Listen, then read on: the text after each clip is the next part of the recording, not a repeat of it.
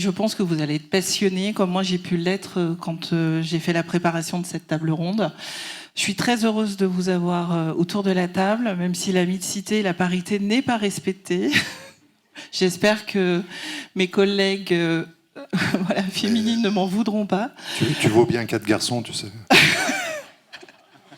Ça va commencer très très fort, hein, je pense. Ok, donc écoutez, je vais vous présenter qui est avec moi pour parler, effectivement, sortir un peu de nos frontières, aller voir ce qui se passe ailleurs. Vincent Viguier, bonjour. Vous êtes chercheur en économie du changement climatique à l'école des Ponts ParisTech et plus précisément au Centre international de recherche sur l'environnement et le développement, le CIRED. Vous travaillez en particulier sur les stratégies d'adaptation pour réduire notre vulnérabilité, c'est pas peu dire, aux impacts du changement climatique dans les villes. Vous travaillez avec de nombreux autres chercheurs et vous faites partie notamment d'un consortium de chercheurs européens qui travaille sur cet enjeu de résilience et vous étudiez près de 300 villes, dont vous aurez plein de choses à venir nous dire et venir compléter aussi ce qui va être présenté sur nos trois villes témoins. Tom Sanders, bonjour. Vous êtes directeur de la stratégie territoriale au bureau bruxellois de la planification. Perspective Bruxelles, voilà, depuis 2016. Perspective Bruxelles, c'est un organisme d'intérêt public créé par la région bruxelloise. C'est un centre de ressources au service effectivement des politiques publiques de la région, initiateur de la stratégie de développement territorial et mobilisé pour proposer notamment des solutions intégrées et prospectives pour construire la région bruxelloise de demain. Vous êtes un peu, en fait, ce qu'on pourrait dire pour nous, Français et Parisiens, un peu le pendant de ce qu'est l'Institut Paris Région à Paris. Parmi les dimensions, et vous nous en parlerez tout à l'heure, que vous travaillez plus particulièrement au niveau de la région bruxelloise, c'est celui de la santé, pour en faire un territoire plus résilient. Et vous avez du coup accueilli en octobre dernier, il y a à peu près un mois et demi, la 58e édition du Congrès mondial de la planification urbaine ISOCARP, qui a réuni plus de 400 urbanistes, chercheurs, planificateurs, professionnels de la ville venant du monde entier pour travailler justement sur la place de la santé dans la ville. Vous nous en direz plus tout à l'heure. Jessie Van Hessel, bonjour. Oui, on suit pas l'ordre, c'est comme ça. Sinon, vous allez...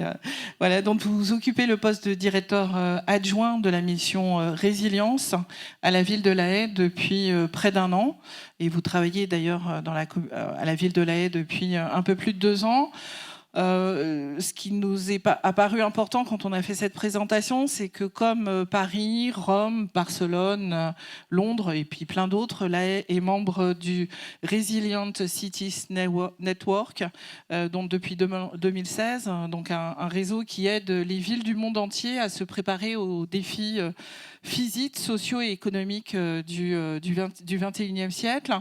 La stratégie de résilience de la ville de La Haye a été adoptée en 2019 et donc tout l'enjeu aujourd'hui, c'est d'associer aussi le maximum de monde, aussi bien les habitants, les communautés, les entreprises, les institutionnels et les privés pour faire effectivement une ville plus résistante au choc et à tous les stress qui nous arrivent et qui vont continuer de nous arriver.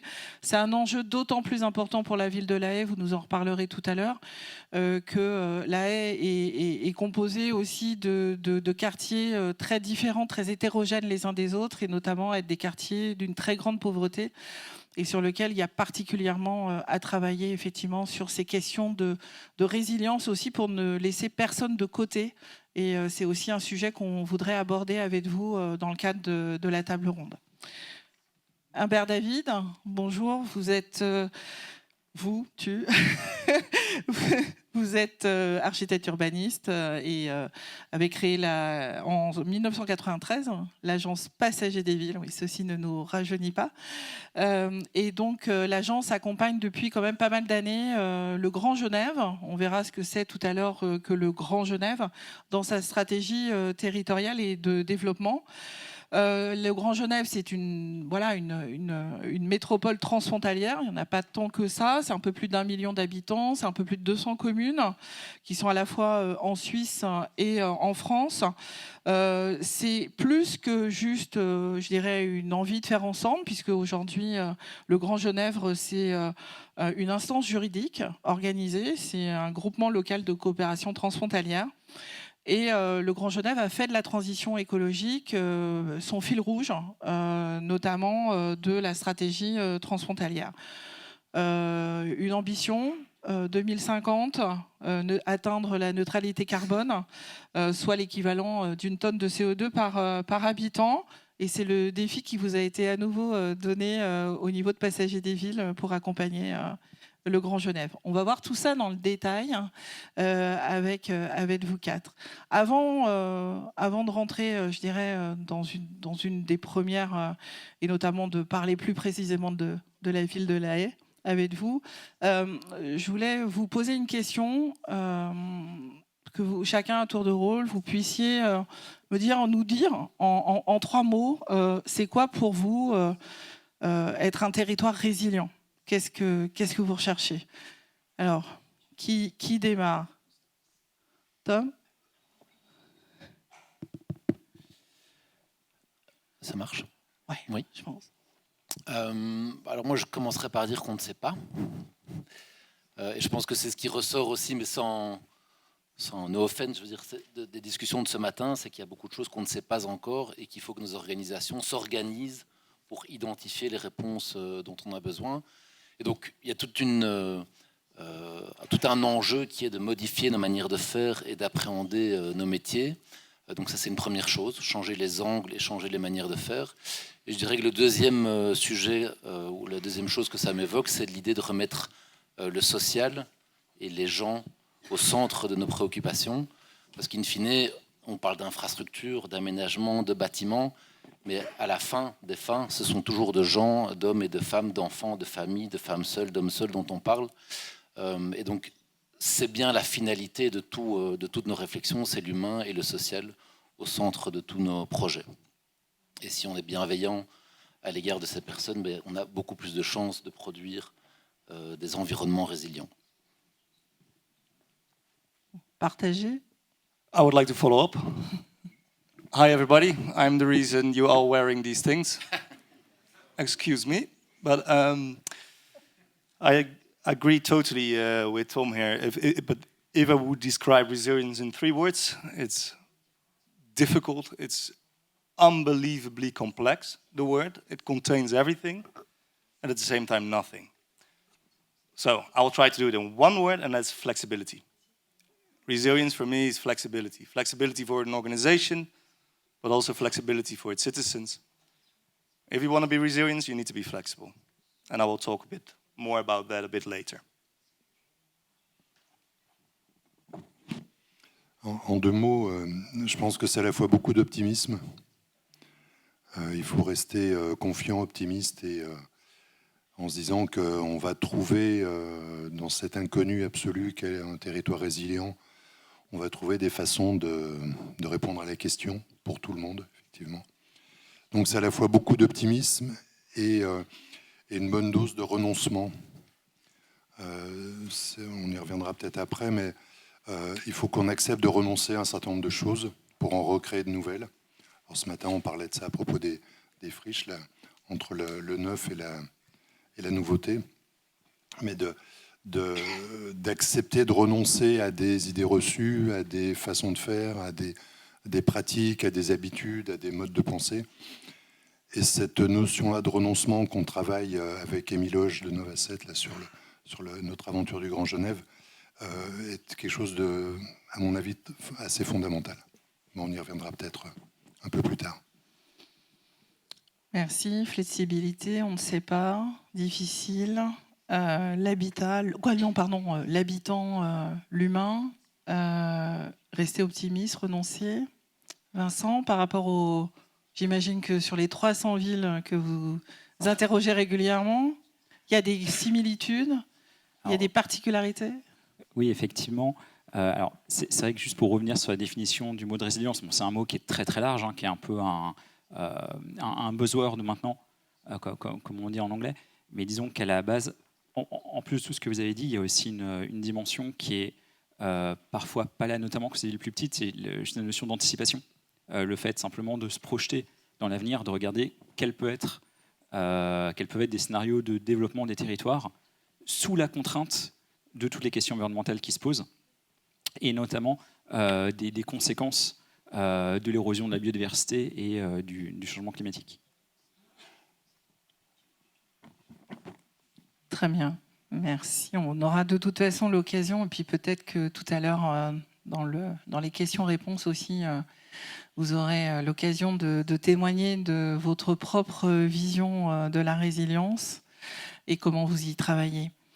Quand on a préparé cette table ronde, effectivement, ce qui a été intéressant, c'est de voir qu'à la fois, il y avait des sujets spécifiques qui étaient plus ou moins creusés, en tout cas, d'un territoire à l'autre. Et donc, on voit bien aussi qu'on peut choisir des chemins différents toujours pour atteindre cet objectif de résilience. Et puis, bien sûr, des thématiques, je dirais, plus transversales. Donc, on démarre un petit peu par les spécificités, en tout cas ce qui nous a paru intéressant dans chacun de vos exemples, et notamment, et vous avez commencé à l'évoquer, sur cette thématique autour de la résilience et de la vulnérabilité.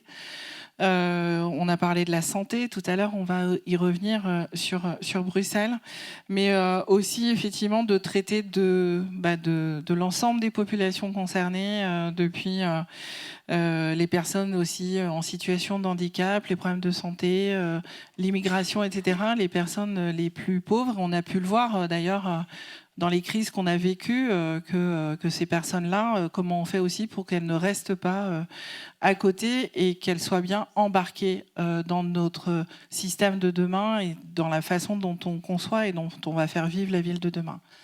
La Haye, donc on sort un peu de nos frontières franco-françaises.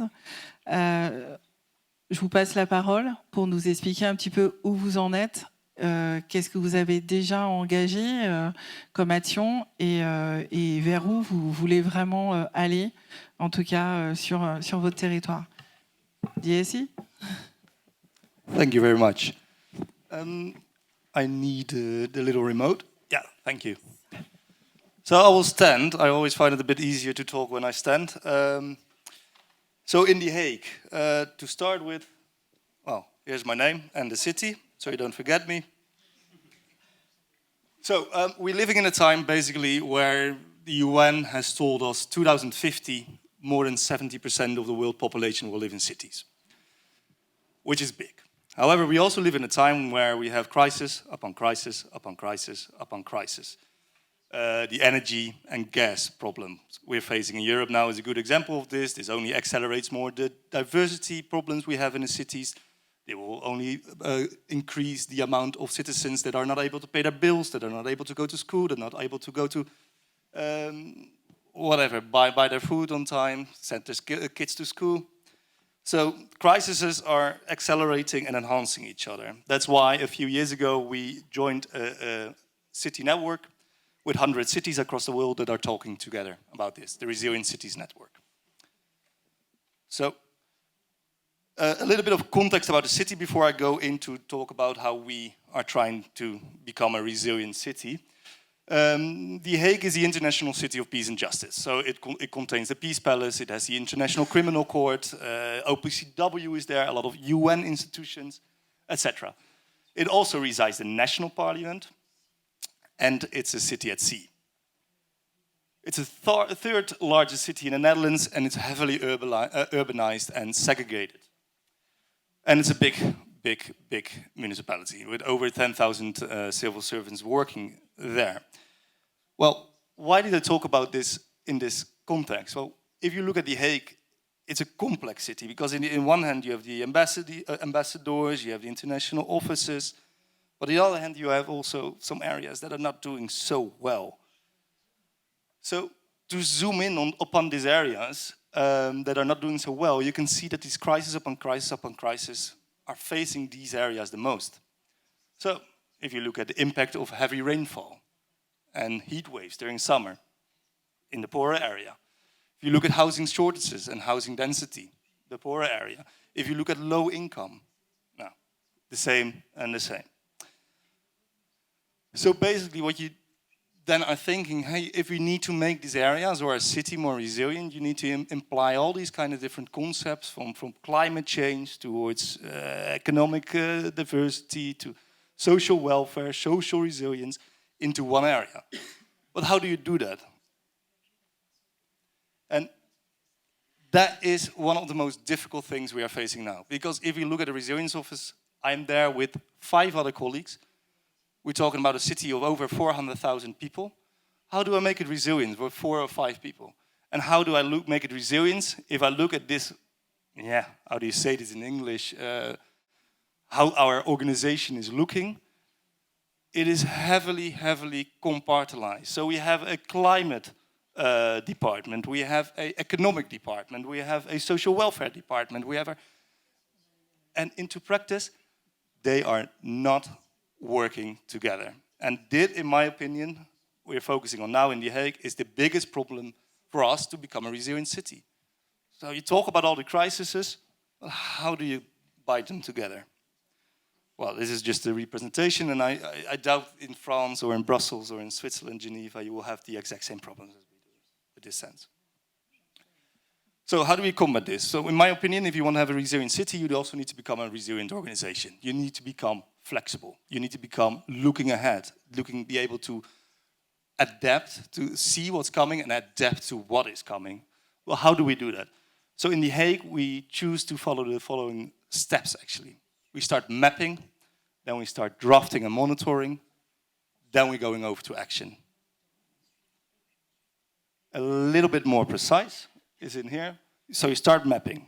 You do that with all the strategists, with all the strategists of all these different departments in the city.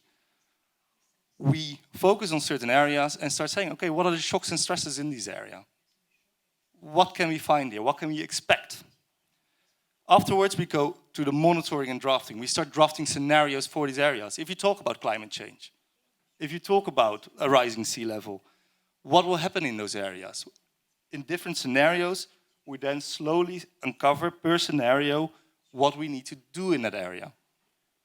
Coming to our third, our action. We need to embed this action into our political system, make sure that politicians actually do something, and make sure that we implement everything on the scenario. So we have the scenarios, can see what's happening.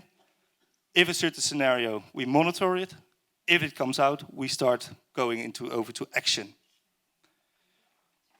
This sounds very, very fake. So I want to, before I give it to the next speaker, I want to give a small example of how we do this. And I want to give it on the most recent one, the energy gas crisis in Europe.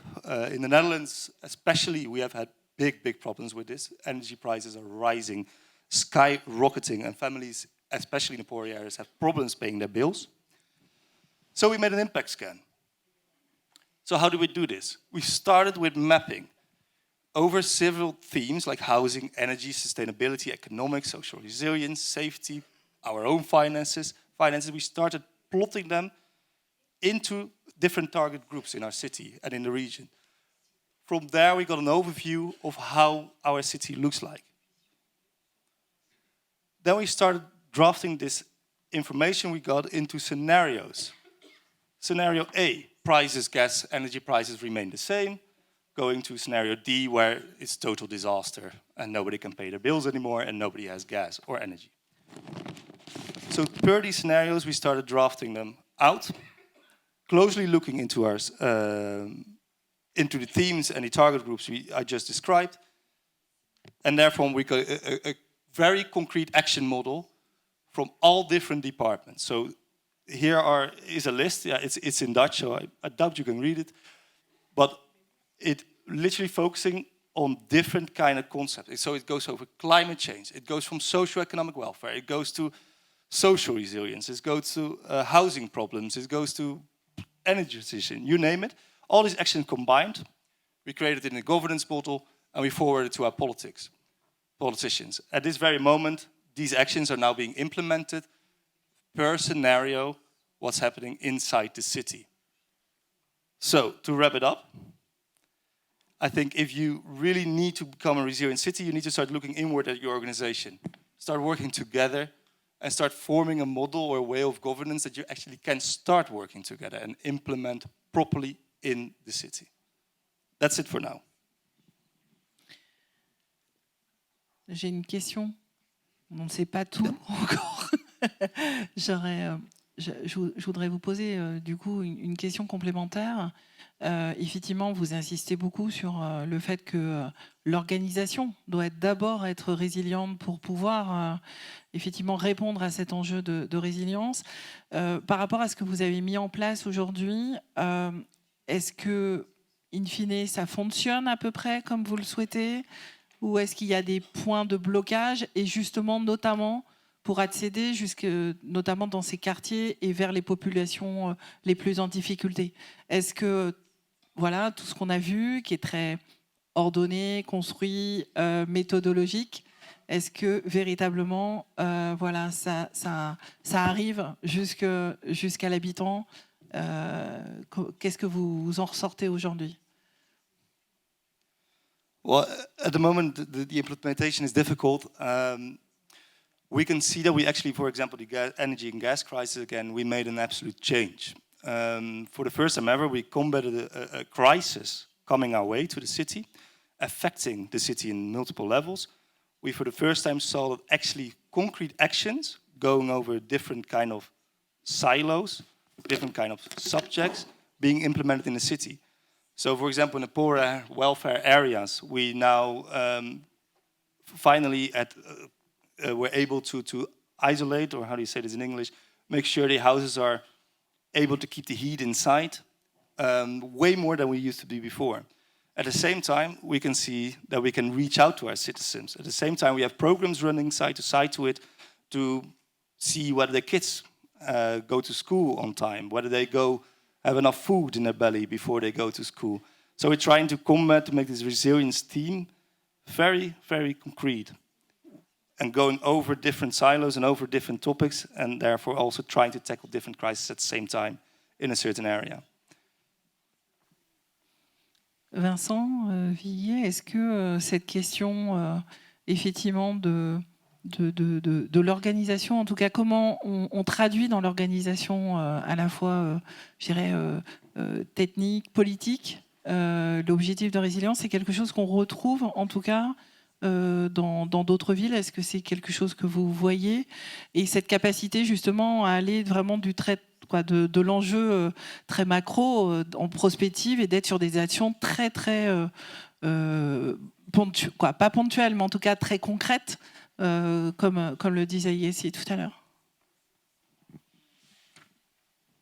Alors, si je ne me trompe pas, c'est cette question d'avoir une approche très transverse. C'est un des éléments qui était à la base, je crois, de l'initiative 100 Resilient Cities, et qui effectivement est quelque chose de très difficile à mettre en place et qui a pu, sauf erreur de ma part, être mis en place dans pas mal de villes grâce à cette initiative. Et c'est vrai qu'au-delà même de la question de la résilience, c'est une problématique qui touche à toutes les questions environnementales. Par exemple, en ce qui concerne les émissions de gaz à effet de serre, donc il y a une autre question que la question de la résilience. On sait depuis longtemps que la meilleure manière de réduire les émissions de gaz à effet de serre, en tout cas en théorie, c'est que chaque action d'une collectivité soit évaluée à l'aune de ses impacts sur les émissions. Et qu'en fait, il n'y ait pas une structure dédiée, mais que ce soit une culture qui infuse tout, et qu'en fait, de la même manière qu'il y a une évaluation économique, formelle ou pas, mais qui est faite sur chaque action, qui est aussi une évaluation de son impact environnemental à court terme, à long terme. Alors ça, c'est la théorie. Après, la pratique n'est pas simple, parce que déjà, il faut que tout le monde connaisse bien les enjeux. Et donc la question de comment on fait pour arriver à un état comme ça, elle est vraiment pas simple. Merci. On va passer à Bruxelles. Je pense qu'on va avoir des éléments un peu communs aussi par rapport à ce que vient de nous être présenté par Yessi. Tom Sanders, je vous passe la parole. Merci beaucoup. Effectivement, on y reviendra, mais l'enjeu de l'organisation et des méthodes de travail est un enjeu qui nous préoccupe beaucoup aussi, et qui est un des vrais sujets, je pense, sur ce thème de la résilience. Peut-être juste resituer Bruxelles dans son environnement macro européen, dans cette zone du nord-ouest de l'Europe. Bruxelles, c'est 162 km², 1 200 000 d'habitants, donc c'est une petite métropole, mais qui est exposée, très exposée internationalement, et qui, même si elle produit 20% du PIB belge, alors qu'elle est infiniment plus petite que les deux autres régions, intègre une dualisation sociale très très importante et qui est illustrée sur la carte, ou les cartes qui sont sur le slide, et notamment qui est morphologiquement ancrée dans la région bruxelloise, de part et d'autre du canal bruxellois. Mais donc un enjeu social aussi des métropoles, je pense, qui est presque universel. On parlait du logement tout à l'heure et de l'accès au logement. Je pense que c'est un problème qui est prépondérant partout et qu'il faut qu'on arrive à adresser à l'aune des enjeux environnementaux aussi. Juste quelques illustrations pour expliquer que Perspective est une institution qui est née il n'y a pas très longtemps, il y a 6 ans, mais elle est née juste avant le basculement ou l'effondrement de l'ancien monde. Et comme toutes les organisations qui sont représentées aujourd'hui, elle doit se réinventer.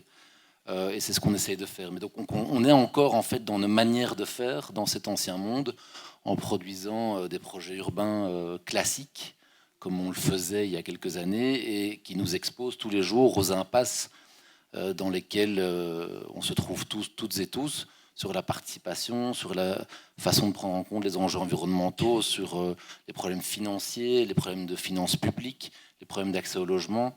Dans beaucoup de projets urbains d'envergure, on reste exposé à ces problématiques et quelque part, ça nous empêche d'avancer et de nous situer à la bonne distance et à la bonne hauteur des enjeux. Je ne passe pas tout ça dans le détail. Effectivement, vous l'avez évoqué tout à l'heure,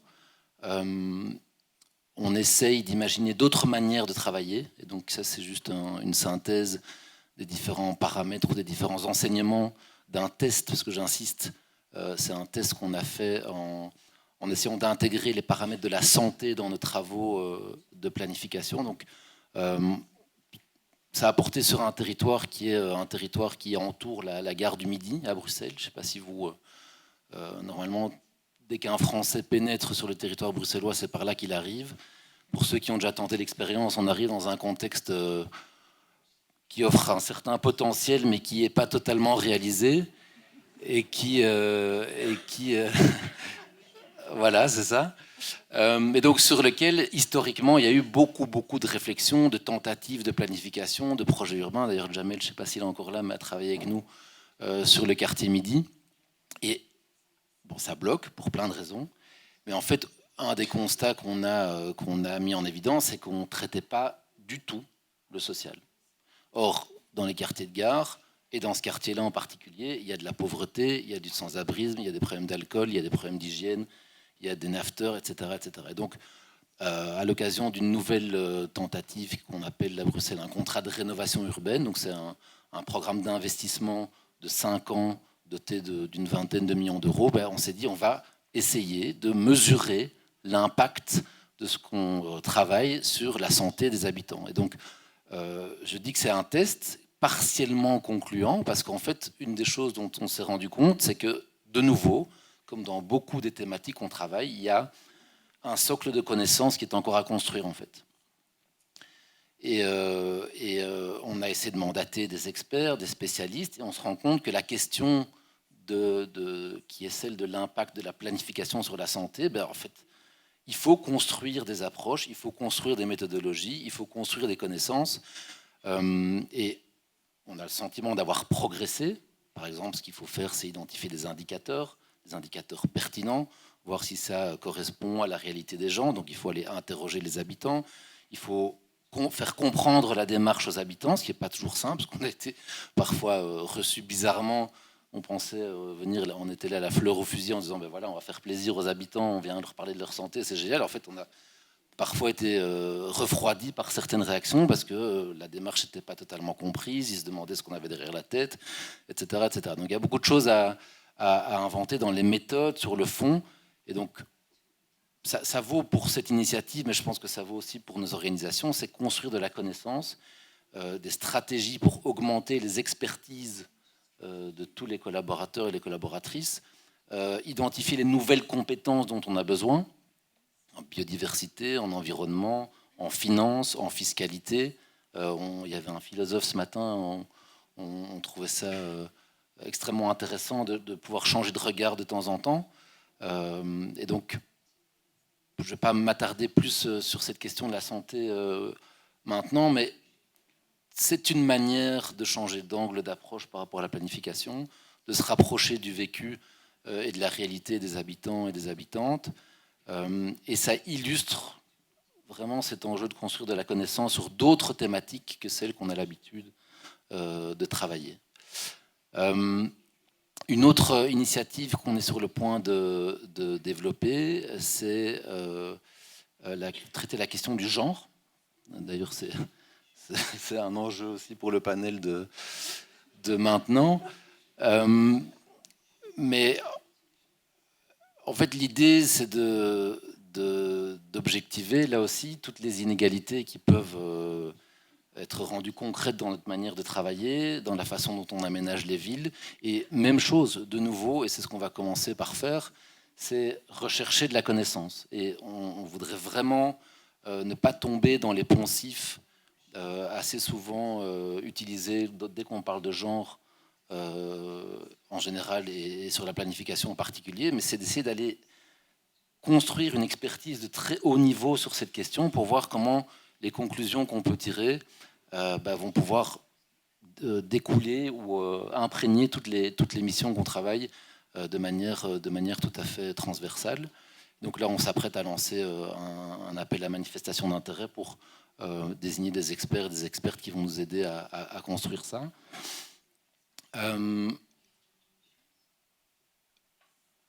On est aussi sur le point de revoir pour la première fois depuis 20 ans, un peu plus, notre plan d'affectation du sol. Donc ça, c'est moins, ça reste une approche de planification assez classique, mais en fait, elle prend place dans un contexte totalement nouveau, avec des enjeux totalement nouveaux. Et donc, ça va être l'occasion de traiter un certain nombre de thématiques nouvelles, dont certaines ont été évoquées tout à l'heure. Donc, on voudrait, ça s'appelle le PRAS, à Bruxelles, le plan régional d'affectation du sol. On voudrait en faire un PRAS climatique, évidemment, pour s'appuyer sur les enjeux et les nécessités du temps. Mais ça va être l'occasion de creuser des thématiques tout à fait différentes. Je pense par exemple à une thématique qui est celle de la mutualisation des bâtiments et du foncier. On se rend compte qu'on va devoir vivre dans des espaces qui sont... en tout cas, si on veut lutter contre l'étalement urbain, il faut que les villes s'organisent pour absorber des besoins plus importants. Et si on veut ne pas minéraliser plus le sol, il faut presque mathématiquement utiliser notre foncier et nos bâtiments de manière beaucoup plus performante et intensive. Et ça pose un certain nombre de questions qu'il faut creuser. La gestion des bâtiments, comment est-ce qu'on les conçoit, qui va dedans, qui gère, qui paye. Il faut sortir, je pense, de nos modèles classiques de conception, y compris financiers, de conception de la ville, et inventer de nouvelles choses. Et tous les freins qui existent aujourd'hui ne sont plus des freins, semble-t-il, suffisants que pour empêcher d'imaginer d'autres choses. Autre thématique très importante, on a un peu évoqué tout à l'heure, c'est la fiscalité, et donc la captation des plus-values immobilières pour financer l'aménagement des villes et l'aménagement vertueux des villes. Voilà des thématiques parmi d'autres, et ce sera l'occasion aussi, parce que ça me semble très important, dès qu'on parle d'enjeux environnementaux dans les villes, on a, me semble-t-il, encore un discours trop sectoriel, environnementaliste, qui est évidemment légitime, mais en fait, ce qu'il faut produire comme discours pour nous, aménageurs et planifiés et urbanistes, c'est un discours à 360 degrés sur les villes de demain. Donc bien sûr qu'il faut des zones vertes en plus, bien sûr qu'il faut végétaliser les villes, mais en fait, comment est-ce qu'on va les habiter, comment est-ce qu'on va y travailler, comment est-ce qu'on va se déplacer, comment est-ce qu'on va se détendre dans les villes. C'est ce discours-là qu'il faut construire, parce que tant qu'on est sur des angles trop partiels, je pense qu'on ne va pas susciter l'adhésion dont on a besoin. Donc ça, c'est une initiative qui démarre, ça c'est plus moi. Mais ce que je voulais juste encore rajouter, parce que normalement on avait un slide sur la structure de notre département à perspective. Je suis trop long ? Non, on ne l'a pas enlevé, hein. Je ne sais pas. Non, c'est pas grave. C'est juste pas grave, hein. Appuyer l'enjeu de changer nos manières de faire avec plus de transversalité, identifier les nouvelles compétences dont on a besoin, aller les chercher, valoriser ces compétences. Et je termine par là. L'enjeu de la performance de services publics en général, dans un temps où on va devoir passer par plus de régulation, plus d'expertise et développer une vision long terme, est prépondérant. Et donc, il faut armer nos services publics pour affronter ces enjeux. Merci beaucoup. Pas mal effectivement, de dimensions qui font écho aussi à nos enjeux et à ce qu'on essaye de développer, en tout cas dans nos villes. Là aussi, aussi bien des enjeux, vous avez parlé beaucoup, et ça me semble vraiment très important, effectivement, d'aller chercher, en tout cas d'avoir les bons indicateurs, donc de se poser, de ne pas partir non plus je dirais, sur les indicateurs traditionnels. Donc, il y a de l'expertise, il y a de la recherche. On est dans le temps, à la fois dans le temps long, même s'il faut agir, il faut commencer à agir aussi assez rapidement. Et puis, cette question, là encore, que vous posez sur comment on fait bouger nos organisations aussi, comment on pense autrement, y compris dans nos manières de faire, y compris dans notre organisation, et y compris dans les services publics, comme vous dites. Et nous, c'est des questions, effectivement, qu'on a aussi très régulièrement. Je pense que ça fait pas mal écho, Humbert, en tout cas sur certains sujets, à ce qui se passe sur le Grand Genève, avec peut-être des questions d'échelle. On n'en a pas forcément beaucoup parlé encore sur les questions d'échelle, un petit peu, là, notamment à Bruxelles. On voit bien aussi l'échelle d'intervention sur lesquelles vous êtes. Donc là, à la fois, un territoire très vaste. Je pense aussi à cette question du 360 degrés, qui est là aussi, me semble-t-il, importante, en tout cas, dans ce qui est mis en place et mis en œuvre autour du Grand Genève. Donc, explique-nous un petit peu, là aussi, où ça en est, et effectivement les étapes successives et les prochaines étapes. Oui, alors c'est quand même, il faut le dire, c'est une drôle d'aventure. On ne sait pas bien comment il faut faire. Nous, on a commencé à bosser sur cette mission donc, de vision territoriale transfrontalière il n'y a pas tout à fait un an. On a à peine bouclé la méthode. Donc, en fait, on réinvente, y compris la méthode de travail. Et comme on ne connaît pas à la fin ce qu'il va falloir rendre, ce n'est pas un projet classique. Donc, sur un projet tradi, on sait à peu près ce qu'il faut rendre. Là, on ne sait pas. Donc, c'est extraordinairement difficile pour l'ensemble des acteurs. Donc, nous, Passagers des villes, on est mandataire d'un groupement qui est assez large. Le canton de Genève, la ville de Genève, le canton de Genève, le GLCT, le Grand Genève, le canton de Vaud, à travers le district de Nyon, je vais essayer de ne pas en oublier, la région Rhône-Alpes, le département de la Haute-Savoie, le département de l'Ain sont aussi largués que nous. Et ça nous rassure. Et on a donc, comme les élus de tout ce dispositif ont comme ambition d'être neutres en carbone en 2050. Comme ils sont assez pragmatiques, tout ce qu'on va faire est évalué par un système d'évaluation environnementale stratégique pour savoir si on va dans la bonne direction et si on attrape la marche suffisamment haute pour viser cet objectif-là. Et on est très nombreux en parallèle à bosser, j'y viendrai juste après. L'objectif de la démarche étant de traduire tout ça concrètement dans tous les docs de planif. Donc chez nous, les SCOT, Il y en a plusieurs côté français. Le plan directeur cantonal du canton de Genève et celui du canton de Vaud. Donc ça a une visée très, très opérationnelle, avec un point de passage qui n'est pas juste une anecdote, c'est 2030 moins 60%. Donc avec une identification très rapide des mesures d'urgence à prendre pour y arriver. Et le gros des mesures d'urgence à prendre pour arriver à réduire de 60% d'ici 2030, c'est globalement d'arrêter des projets. Et ça, on revient à la question du renoncement. C'est un sacré challenge quand on a porté pendant 20 ans un projet, une ZAC, un projet d'autoroute, un projet d'infrastructure, et qu'on vous dit tout d'un coup, ben non, finalement, c'est une mauvaise idée. On va arrêter et on va recommencer, on ne sait pas quoi. C'est forcément un exercice qui est abominablement compliqué, techniquement, politiquement, psychologiquement, ce renoncement-là.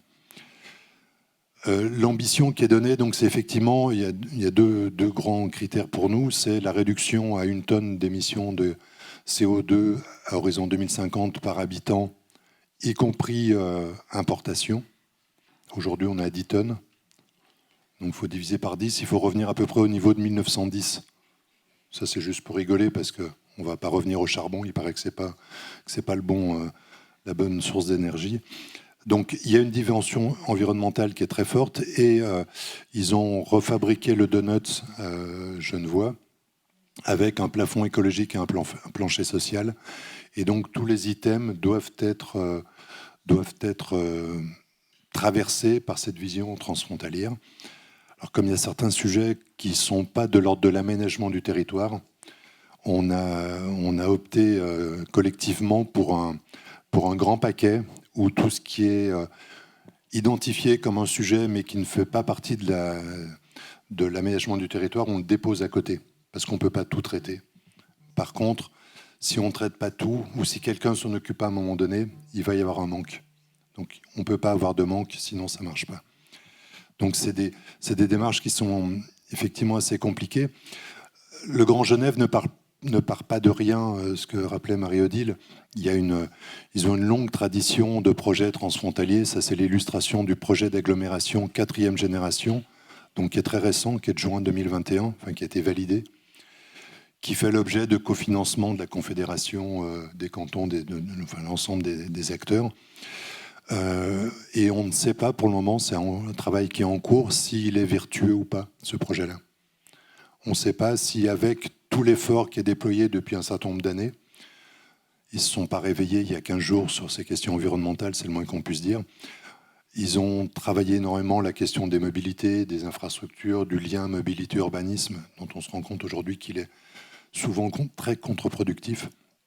Donc on ne sait pas trop aujourd'hui si la vision qu'ils ont eue du territoire est bonne, entre guillemets, enfin, en tout cas match avec les objectifs. Donc ça, c'est quelque chose qui est en cours.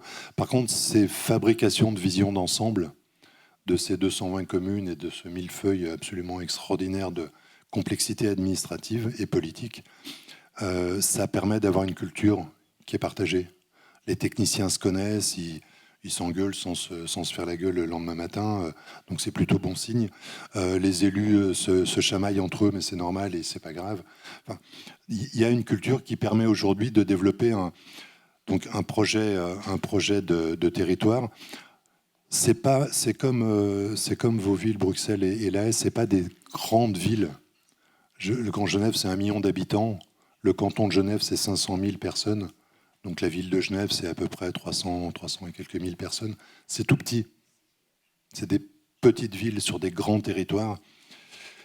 Et donc le territoire là, a été découpé en 4 pour avoir une lecture assez fine du territoire, parce que tout le monde est convaincu qu'on ne peut pas avoir une vision descendante. La bonne parole, elle ne vient pas du ciel. Je suis désolé.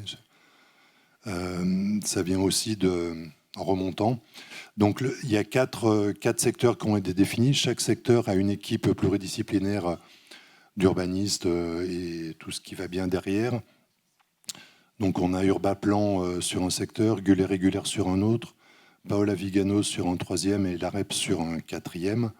Chacun enclenchant une démarche de diagnostic, d'orientation, de coups partis qu'il faut arrêter ou de coups partis qu'il faut accélérer.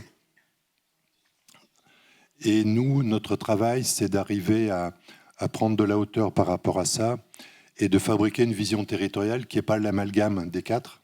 On ne fait pas photocopieur parce que ça ne marchera pas. On utilise les bonnes réflexions des uns et des autres pour globaliser à l'échelle du territoire une perspective respectant les différents objectifs. C'est vraiment pas simple parce que y a une complexité et on se rend compte en fait que chaque fois qu'on pose une question, qu'on identifie un sujet, on tire un fil qui fait que tout le monde est déstabilisé. On travaille bien sûr sur la ville des courtes distances et on se rend compte que c'est abominablement compliqué à faire. Techniquement, opérationnellement, on n'a pas les outils, on n'a pas les opérateurs, on n'a pas les promoteurs pour faire ça. On sait faire un multiplex de 25 salles qui vendent des pop-corn par kilo sur un parking de supermarché. On sait plus difficilement rouvrir 2 salles de cinéma dans un petit village. On sait faire des grosses opérations, on en a vu ce matin des très belles. On ne sait pas plus difficilement faire 6 logements ou 900 mètres carrés de tertiaire dans une ville moyenne parce que c'est le besoin. Donc on se rend compte que tous ces sujets-là, à chaque fois, posent un certain nombre de problèmes sur lesquels il faut prendre le temps de réfléchir. Du coup, ça c'est une étude d'un bureau de recherche qui s'appelle Cité, qui a travaillé sur la notion de ville des courtes distances, en identifiant un peu les fonctions urbaines auxquelles chaque territoire répond ou ne répond pas. Et on voit aussi toutes les limites de l'exercice. Et du coup, on préfère de parler d'écosystème urbain plutôt que de ville des courtes distances, parce qu'on est dans une logique très réduite au bâti. Et on ne réussira pas la transition écologique si on ne réfléchit qu'au bâti et qu'à l'émission de CO2. Et donc la question des espaces de nature pour la biodiversité ou pour le loisir, la question de l'alimentation, des terres agricoles productives à proximité des villes, on est assez convaincu que ça doit rentrer dans la logique. Donc on préfère parler d'écosystème urbain plutôt que d'autres choses pour le moment. On verra si on reste sur ces questions-là demain. Et puis, on peut pas faire des projets de cette nature-là sans embarquer la population au sens large. J'aurais bien aimé qu'il y ait une démarche de participation avec l'ensemble des élus du territoire. On m'a dit que c'était un peu moyen, que normalement ça se fait pas comme ça, mais bon, je pense que ça serait utile aussi de les embarquer parce que c'est pas le dimanche à 20h qu'on reçoit l'onction divine sur l'ensemble de ces sujets-là. Donc il y a une très grosse démarche de participation citoyenne qui est enclenchée depuis assez longtemps. Il y a eu plein d'expos, plein de conférences, plein d'événements artistiques ou culturels sur le Grand Genève autour de la transition écologique, qui donne petit à petit une culture partagée sur ces sujets-là. Et donc ce travail-là continue et de ces démarches seront issus des ambassadeurs de la population qui viendront participer aux ateliers de travail et autres pour faire le lien entre tout ça. Mais c'est vraiment hyper important d'avoir cet appui-là sur la participation citoyenne parce que, encore une fois, on met en place des hypothèses qui sont difficiles à comprendre du premier abord. Et puis, il y a beaucoup de sujets qui sont de la maladaptation. On a des espèces de réponses toutes faites. Oui, on va faire un parking relais à côté des gares, et on se rend compte qu'il n'y a rien de mieux pour faire de l'étalement urbain que faire des parkings relais. Ou que le télétravail sera la solution à la surmobilité. Et on se rend compte que le télétravail génère plus de kilomètres parcourus que d'aller bosser tous les matins à pied ou en bus dans son bureau. Donc, il y a vraiment beaucoup de sujets. On a aussi à croiser des choses très, très concrètes. Puis je m'arrêterai là parce que c'est sans fin, sinon, comme je suis un peu bavard, je te le confirme, Marie-Odile. On se rend compte, par exemple, que le gros des mobilités, ce n'est pas le domicile-travail. Le gros des mobilités, c'est en interne au territoire pour aller faire ses courses, poser ses gamins à l'anniversaire de je ne sais pas quoi, aller à son club de gym, vivre normalement, quoi. Alors que tous les investissements sont faits sur du domicile-travail. Donc sur le Grand Genève, il y a eu un très gros projet ferroviaire qui s'appelle le Léman Express. Projet qui a été rapide à mettre en œuvre, ça a mis 110 ans, je crois, à peu près. Donc c'est tout à fait cohérent avec la transition écologique. Mais aujourd'hui, on continue à faire des gros projets de mobilité, domicile-travail. Donc le territoire vise toujours Genève-Centre pour désengorger les autoroutes, parce qu'il y a trop de bouchons le matin et c'est juste pas possible. Alors que ça ne représente que 30% des émissions de CO2 liées à la mobilité. Le gros des émissions de CO2 liées à la mobilité, c'est les loisirs, plus de 40%. Donc on a aussi des regards à faire évoluer. Et donc, se dire, non, on ne va pas faire une ligne de train ou une ligne de tram, elle arrivera trop tard ou c'est trop cher. Par contre, on pourrait... mais quand on dit par contre on pourrait, là, on n'a plus d'outils. Et c'est là où on va rentrer dans des sujets assez intéressants. J'aurais une question supplémentaire là, concernant Genève, parce que je te l'ai déjà posée, mais j'aimerais que tu y répondes aujourd'hui. On se dit, ouais, Genève, c'est facile. Il y a du fric, quoi. Il y a de l'argent quand même à Genève. On est sur un territoire riche. Donc ça ne doit pas trop être compliqué de lancer un tas d'actions, etc. Ton regard par rapport à ça ? On va pas nier que c'est un territoire riche, mais des deux côtés de la frontière. L'ensemble du bassin genevois est quand même vit bien, globalement. Il ne faut pas oublier qu'en Suisse, il y a 10% de la population suisse qui vit en dessous du seuil de pauvreté suisse. Non, mais pour autant, ils sont en dessous du seuil de pauvreté. C'est-à-dire qu'ils ne peuvent pas vivre normalement, même si le salaire d'une caissière en Suisse, pour l'anecdote, c'est 3500 francs suisses. Donc c'est à peu près l'équivalent en euros. Mais avec ça, ils sont dans le seuil de pauvreté suisse. Parce que le salaire, c'est comme si c'est le salaire brut, il faut payer ses assurances, sa retraite, ses trucs, ses machins, plus le loyer, plus les trucs, c'est juste hors de prix. Donc il y a une part de la population, y compris genevoise, qui est en dessous du seuil de pauvreté. Côté français, c'est très inégal parce qu'il y a des gens qui vivent très très bien et puis d'autres qui sont la deuxième ligne, troisième ligne, qui sont dans des difficultés très fortes. Donc c'est pas qu'un territoire riche, il y a aussi une part de pauvreté. Et puis de manière un peu plus anecdotique, c'est plus compliqué de faire en sorte que les gens ne prennent pas leur bagnole en augmentant le prix de l'essence quand on roule en Rolls, en Ferrari ou en Lamborghini, où le sujet du litre d'essence, ils ne savent même pas combien ça coûte. Donc l'excès d'argent peut avoir un effet inverse. La question de la baisse des consommations parce que le gaz a explosé, ou c'est pas le sujet. Donc après, il ne faut pas trop caricaturer non plus parce que les disparités de ce territoire sont à peu près les mêmes que dans n'importe quelle métropole. Ce qui fait sa particularité et ce qui le rend un peu complexe, c'est l'effet frontière.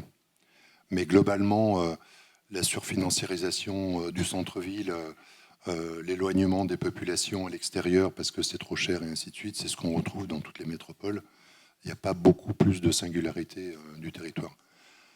L'autre particularité, c'est les émissions liées à l'aéroport, où en moyenne, on est entre 3 et 4% des émissions liées au transport aérien.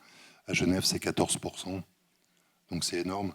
Mais c'est aussi, alors c'est lié au fait qu'ils ont beaucoup d'argent et qu'ils partent beaucoup en week-end en prenant l'avion, mais c'est essentiellement lié à la présence des organismes internationaux, ce que vous devez avoir à Bruxelles aussi, ou à La Haye, où la question de l'OMS, le BIT, la Croix-Rouge et le CERN, et j'en oublie plein, sont à Genève. Donc c'est une ville-monde, malgré sa petite taille. Et là, c'est compliqué parce qu'on peut attendre l'avion décarboné, on risque d'attendre longtemps. Mais ça fait partie de ce qu'on a besoin pour vivre, collectivement. Du coup, par rapport à ça, parce qu'effectivement, les trois villes ont des similitudes par rapport à notamment la présence, je dirais, de grandes institutions, de très grandes entreprises. On a assez peu parlé justement des entreprises en tant que telles. On a parlé des habitants, des citoyens, des élus. Comment aujourd'hui vous les associez ? Est-ce qu'ils sont moteurs ? Est-ce que c'est encore quelque chose qu'il faut travailler avec eux ? Comment à Bruxelles, à La Haye, comment ça se passe ? Je dirais qu'à Bruxelles, ça a été un enjeu très très fort, notamment sur le plan Canal qu'on a rapidement illustré. Je ne veux pas me répéter, mais en fait, ce sont des acteurs qui sont à Bruxelles encore dans une position assez conservatrice, c'est-à-dire de préservation des acquis, ce qui est assez compréhensible et très humain, et qui ont du mal à se projeter sur ce que peut être une économie urbaine demain, mais comme nous en fait. Et donc les questions des mobilités, de l'usage de la voie d'eau pour l'économie, de l'emploi bruxellois, de la densité en emploi par mètre carré, par exemple, sur ces territoires post-industriels le long du canal.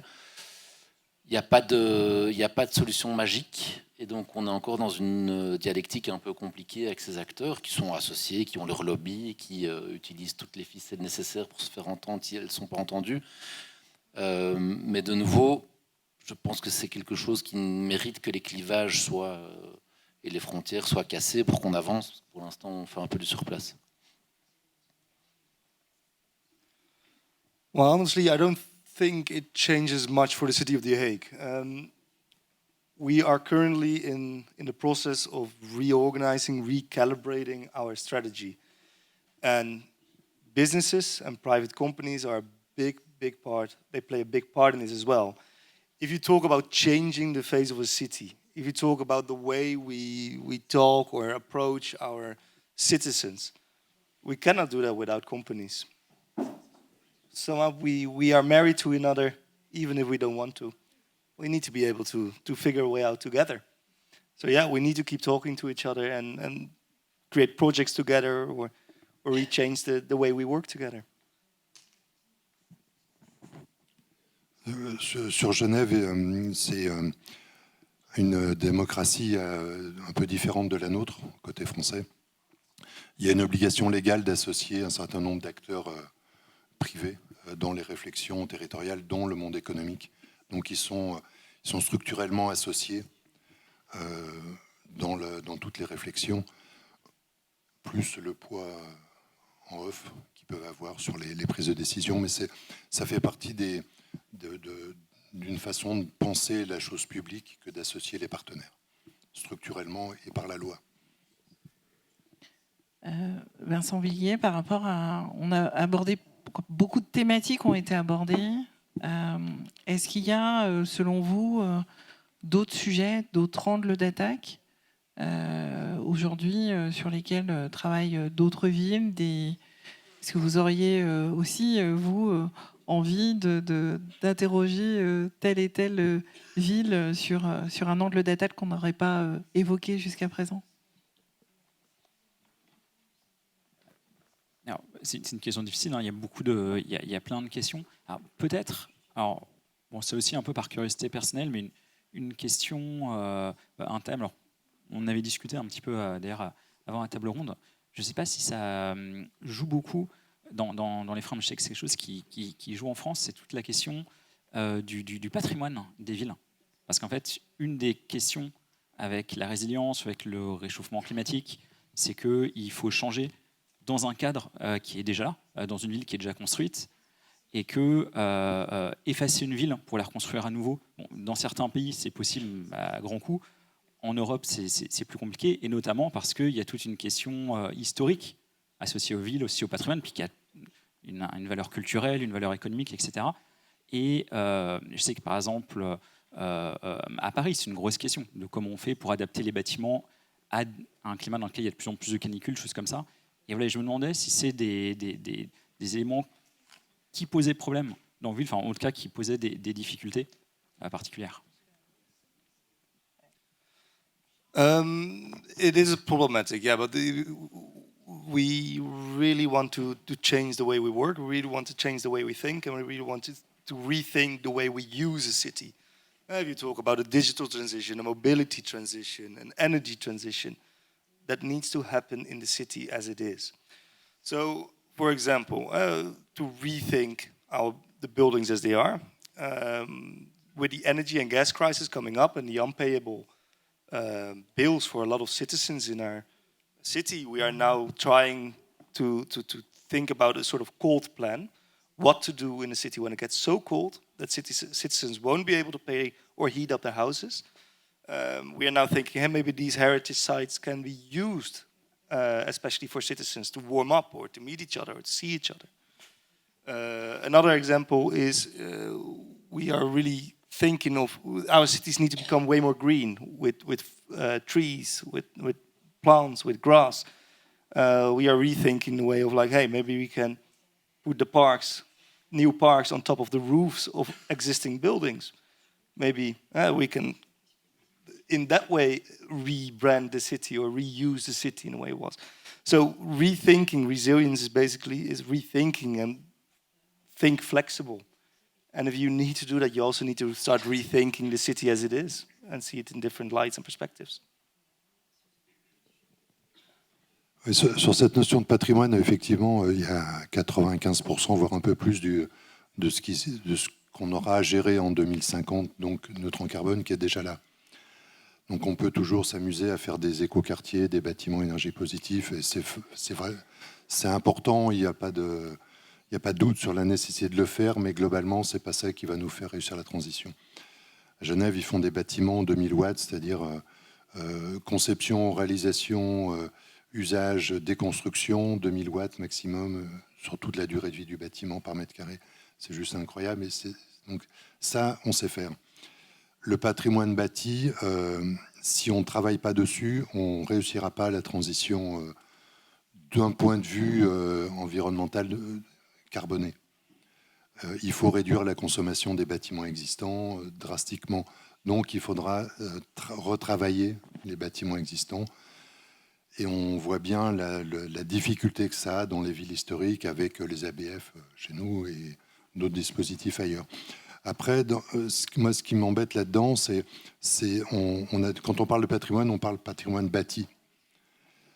On ne parle pas des forêts, des lacs. Alors, je ne pense pas au lac Léman, mais il y en a d'autres. Aux rivières, aux cours d'eau, aux champs, à l'agriculture et autres. Et ce patrimoine-là qu'on néglige, on parlait ce matin, est-ce qu'on continue à bouffer de la terre agricole ou pas, le ZAN, pas le ZAN, et ainsi de suite.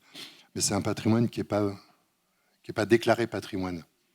Et je pense que tant qu'on n'accepte pas l'idée que le patrimoine, c'est à la fois le bâti et le non bâti, et que c'est cette alchimie-là qu'il faut retrouver, qu'il faut trouver une nouvelle formulation pour que ça s'équilibre, on sera hémiplégique et on ne réussira pas, on se prendra les pieds dans le tapis. Donc le patrimoine bâti, ça c'est une discussion un peu élitiste, entre guillemets, de ça serait plus joli ou moins joli si on faisait par l'extérieur, par l'intérieur, machin. Oh là là, mon bon monsieur, vous y pensez pas, c'est pas du tout comme ça qu'on a fait avant, et ainsi de suite. Bon, on peut se palucher là-dessus longtemps. Par contre, les enjeux du patrimoine, nature, biodiversité et autres, là, il y a un sujet qui est pas dans les radars. Merci beaucoup. Je pense qu'il est temps de vous passer la parole. En tout cas, si vous le souhaitez, n'hésitez pas. Est-ce qu'il y a des interventions ? Oui. Bonjour, merci beaucoup. Moi, j'ai une question par rapport aux impacts. En fait, j'ai l'impression que souvent, les projets sont réfléchis en amont par rapport à des objectifs environnementaux, des objectifs sociaux. Et ensuite, cette question-là, elle est un peu laissée de côté. Donc, vous en avez parlé un peu des objectifs, des indicateurs, de la réflexion menée autour des impacts plutôt sociaux. Mais j'ai l'impression que c'est quelque chose qui n'est pas systématique. Or, c'est quand même l'enjeu majeur aujourd'hui des projets d'aménagement. C'est tout à fait vrai. Et ce qu'on fait, nous, à Bruxelles, est totalement insuffisant, en tout cas en la matière.